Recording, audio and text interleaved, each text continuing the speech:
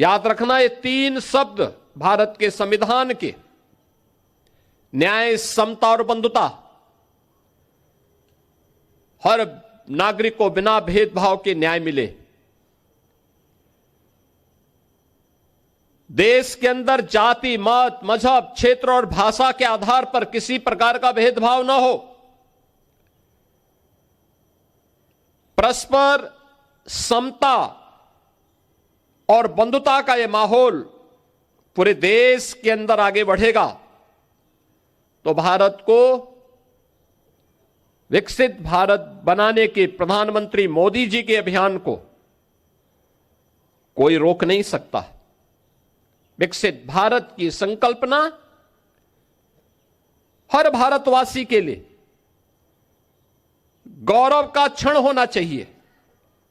क्योंकि यह क्षण केवल देश की आर्थिक समृद्धि का मात्र नहीं, हर नागरिक की खुशहाली का दिन होगा। हर एक नागरिक के जीवन में कई गुना समृद्धि का दिन होगा, लेकिन इसका रास्ता समाज के अंतिम पायदान पर बैठे हुए व्यक्ति से प्रारंभ होता है, हमारे गांवों से, हमारी गलियों से, समाज के अलग अलग क्षेत्रों के अंतिम पायदान पर बैठे हुए उन नागरिकों के माध्यम से यात्रा आगे बढ़नी चाहिए। हर एक स्तर पर आत्मनिर्भरता का यह भाव हमें आगे बढ़ाने के लिए सदैव उसके प्रति उस भाव के साथ आगे बढ़ना पड़ेगा।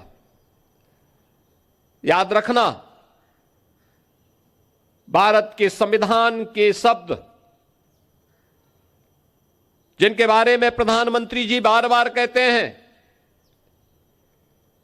कि इन तीन शब्दों ने भारत के संविधान को दुनिया के सबसे बड़े लोकतंत्र के रूप में भारत को स्थापित करने में सबसे बड़ी भूमिका का निर्वहन किया है। आजादी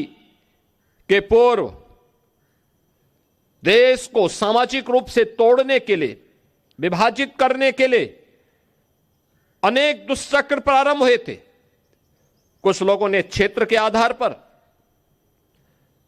कुछ लोगों ने भाषाई आधार पर, कुछ लोगों ने जातीय आधार पर देश को विभाजित करने के अनेक षड्यंत्र रचे थे, लेकिन वे सभी षड्यंत्र अधिक दिनों तक टिक नहीं पाए। जब भी संविधान के मूल भाव को कमजोर करने की साजिश होती है तो आप इस बात को देखते होंगे कि कहीं ना कहीं से इस सुगबुगाहट भी शुरू हो जाती है, जो सुगबुगाहट वर्तमान में उन भावों को कमजोर करता है